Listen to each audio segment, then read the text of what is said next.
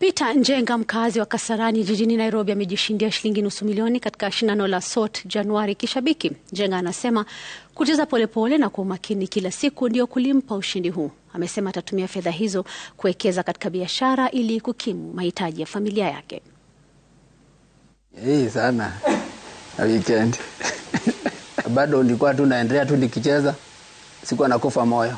Nimeenda Aviator na ingine ya Januari kusort, na nimesortiwa.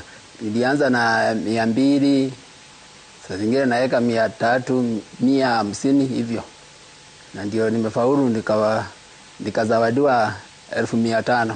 Ninashukuru. Hii pesa na nitalipa school fee na nitaanza biashara ndogo ndogo. At least nilikuwa nakumbuka shabiki. Ufanye hesabu, usiekelee yote alafu pengine hii bahati. Unajaribu kidogo kidogo inaenda tu, lakini unaweza ekelea pia ufaulu, unaweza ekelea pia usubiri, unakaa ukicheza cheza na ukijaribu kwa wingi.